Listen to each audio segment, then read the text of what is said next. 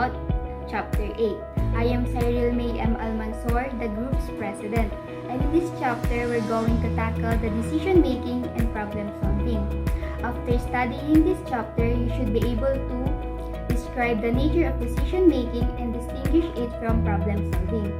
Discuss the decision-making process for a variety of perspectives, and discuss the nature of creativity and relate it to the decision-making and problem-solving. And lastly, identify and discuss related behavior aspects of decision-making. So let's start!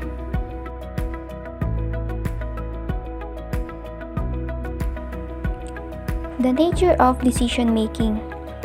Decision-making is the process of choosing from among several alternatives. In the wider process of problem-solving, decision-making involves choosing between possible solutions to a problem. Decision can be made through either an intuitive or reasoned process or a combination of two. When we say intuitive or intuition, it is using your gut feeling about possible courses of action, while reasoning is using the facts and figures in front of you to make decisions. More complicated decisions tend to require a more formal, structured approach, usually involving both intuition and reasoning. It is important to be wary of impulsive reactions to a situation. One way to do this is to apply the two aspects in turn. It's useful to start with reason and gather facts and figures. When you have an obvious decision, it's the turn of intuition. Like, how do you feel? Does it feel right? If not, having another look and see if you can work out why not. If you're not emotionally committed to the decision you've made, you won't implement it well or effectively.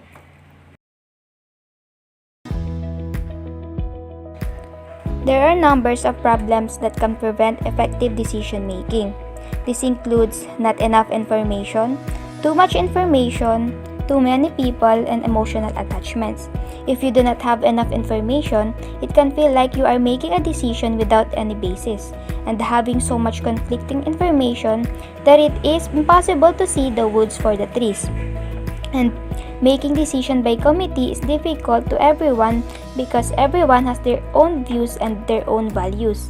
And while it's important to know what these values are and why and how they are important, it is essential for one person to take responsibility for making a decision.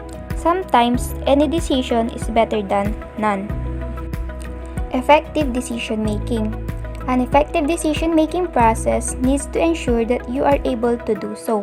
Decision needs to be capable of being implemented whether on a personal or organizational level.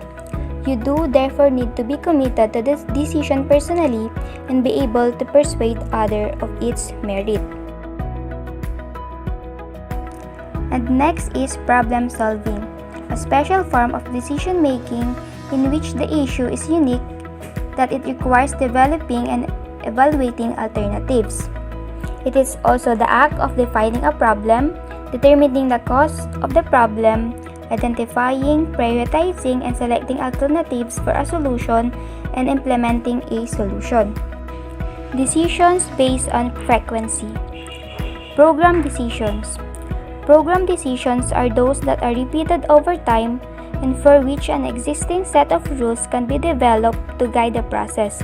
These decisions might seem simple or they could be fairly complex, but the criteria that go into making the decisions are all known or can at least be estimated with a reasonable degree of accuracy. For example, deciding how many raw materials to order should be a program decision based on anticipated production, existing stock, and anticipated length of time for the delivery of the final product. As another example, consider a retail store manager developing the weekly work schedule for a part-time employees. In contrast, non-program decisions are novel, unstructured decisions that are generally based on criteria that are not well defined. With non-program decisions, information is more likely to be ambiguous or incomplete, and the decision maker may need to exercise some thoughtful judgment and creative thinking to reach a good solutions. These are also sometimes referred to as non-routine decisions, or as high-involvement decisions because they required greater involvement and thought on the part of the decision maker. For example, consider a manager trying to decide whether or not to adopt a new technology. There will always be unknowns in situations of this nature. Will the new technology really be better than the existing technology? Will it become widely accepted over time, or will some other technology become the standard? The best the manager can do in this situation is to gather as much relevant information as possible and make an educated guess as to whether the new technology will be worthwhile.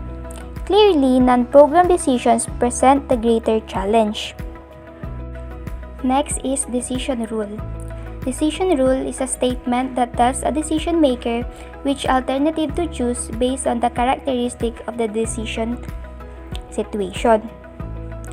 Decision rule is also a procedure that the researcher used to decide whether to accept or reject the null hypothesis.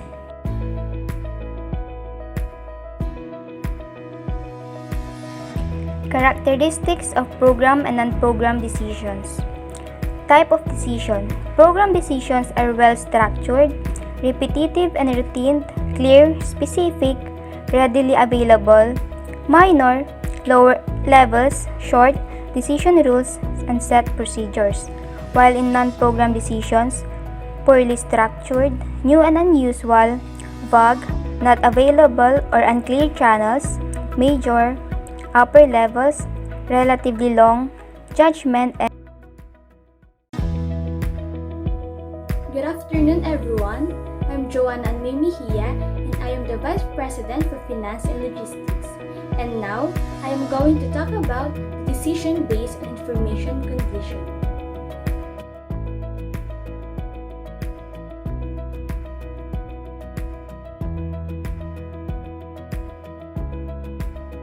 Conditions of certainty. Outcomes of each alternative are known. Under conditions of certainty, accurate, measurable, and reliable information on which to base decision is available. Conditions of risk. Certainty of an outcome is unknown, but there is enough information to estimate probabilities of various outcomes. Under condition of risk, the decision maker has incomplete information about available alternatives, but has a good idea of the probability of outcomes for each alternative. Condition of uncertainty. There is insufficient information to estimate the probability of possible outcomes. Under condition of uncertainty, manager does not possess complete information about the alternatives, and whatever information is available may not be completely reliable. Figure 8.2. Alternative outcomes under different information conditions. Here is the chart of the three conditions under which decisions are made. As shown in the chart, condition under certainty exactly knows what the outcome will be, while condition under risk, outcome is uncertain, but it has a good idea about the probabilities regarding the expected results for decision-making alternatives. While condition under uncertainty, as shown in the chart, provide no information and the possibilities to predict the outcomes is unknown. Good afternoon, ma'am. Good afternoon, classmate. My name is Bena Surya, and my report is all about the rational approach.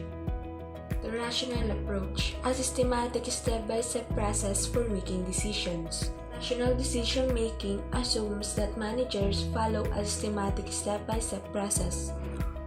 The rational decision-making process begins with a statement of a situational goal. That is a goal for a particular situation. Number 2, the purpose of problem identification is to gather information that bears on the goal. If there is discrepancy between the goal and the actual state, action may be needed. Next, the decision makers must determine whether the problem represents a program or a non-program decision. If a program decision is needed, the appropriate decision rule is invoked, and the process moves on to the choice among alternatives. The next step in making a non-program decision is to generate alternatives. The rational process assumes that decision makers will generate all the possible alternative solutions to the problem. Number 5. Evaluation alternatives. Evaluation assessing all possible alternatives in terms of predetermined decision criteria. Number 6. Choose an alternative. Choosing an alternative is usually the most crucial step in the decision-making process. Choosing consistently, selecting alternatives with the highest possible payoff based on the benefit, cost, risks, uncertainties of all alternatives. Next, implement the plan. Implementation puts the decision into action. It builds on the commitment and motivation of those who participated in the decision-making process and maybe actually bolster individual commitment and motivation. Lastly, control, measure, and adjust. Control and management include setting standards, measuring actual performance, and taking corrective action in decision-making.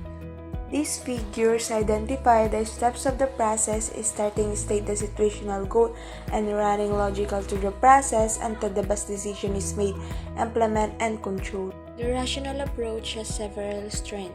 It forces the decision maker to consider a decision in a logical sequential manner, and the end-up analysis of alternatives enable the decision maker to choose on the basis of information rather than emotion or social pressure. Weaknesses. Rigid underlying assumption, often unrealistic. Information limited by time or cost constraints managers' ability to process information. Not all alternatives easily qualified. And lastly, outcomes unknown due to unpredictable of future. Good day, everyone. I'm Frenzy Jimenez and I'm your VP for Operations.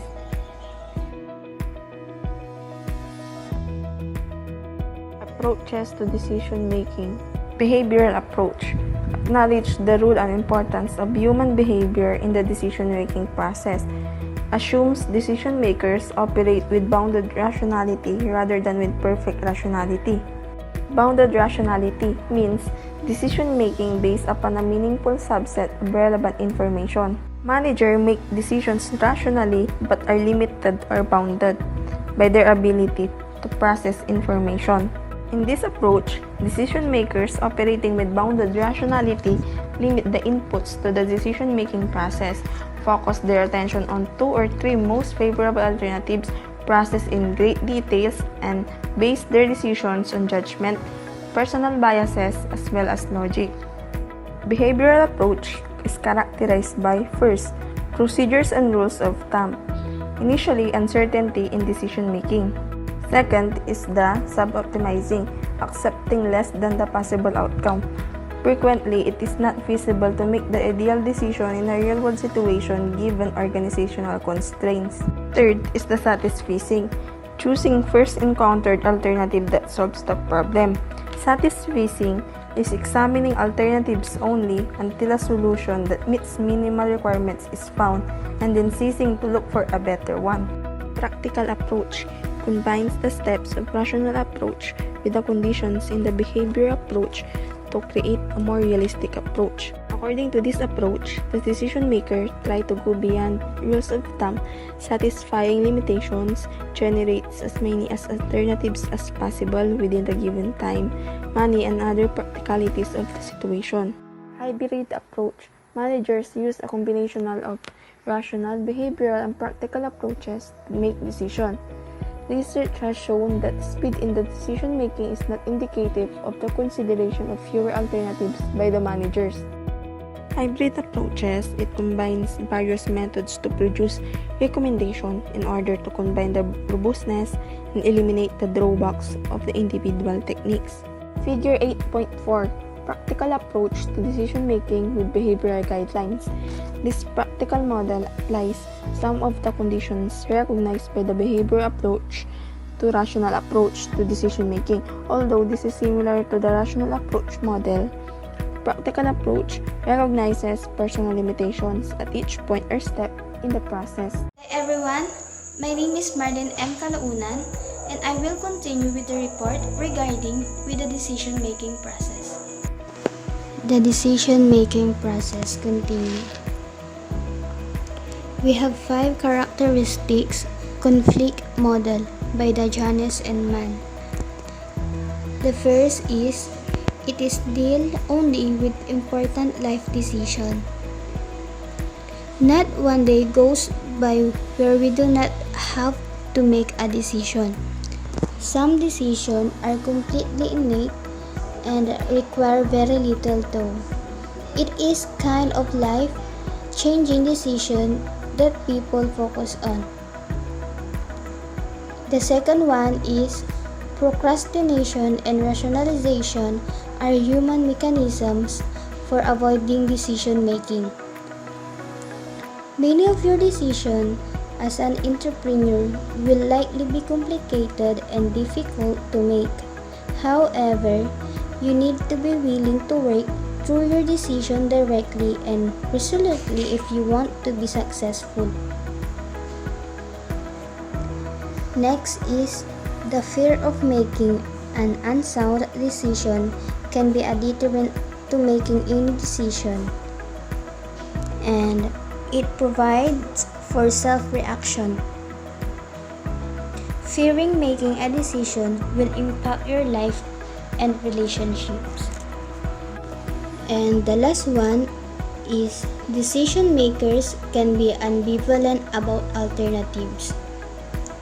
This situation creates a state of conflict that may affect decision behavior. For marketers, ambivalence may result in deferred choices and residual feelings of doubt or diminished satisfaction post-purchase. So here's the figure 8.5 Janus-Mann conflict model of decision making. We have 3-factor conflict model of decision making. The first one is antecedent conditions. Antecedent conditions, it represents a temporary state within a dynamic natural and social system that precedes and influences the onset and magnitude of a hazard in its consequences. The second one is mediating processes. Mediation is a process of negotiation in a relationship to resolve differences, or mediation is an informal and flexible dispute resolution process. And the last one is consequence. Consequence is a result or effect of an action or condition. There are some content of antecedent condition, and each of them has a question that says maybe yes or no can be answered. Every decision that can be made has consequence that will occur. So here's a content of antecedent conditions. Let's start with challenging or negative feedback or an opportunity. Additional information about losses from continuing unchanged. Information about losses from changing. Sign of more information available in more other unused resources. Information about deadline and time pressure.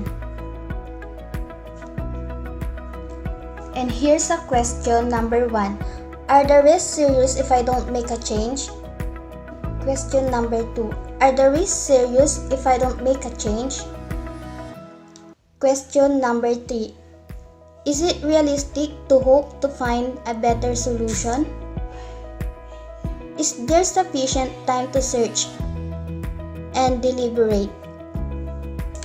If you say no, the outcome of our consequences is incomplete search, appraisal, and contingency planning.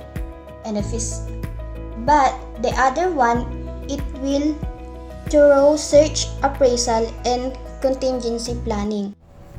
Good day everyone, this is TJ Pasqua, the head of Human Resources, and today I'm going to explain further about related behavioral aspects of decision making and creativity in decision making and problem solving. Related behavioral aspects of decision making. Here's the diagram shows all the aspects of decision making. political forces, intuition, escalation of commitment, risk propensity, and ethics. So we're going to start discussing about political forces first.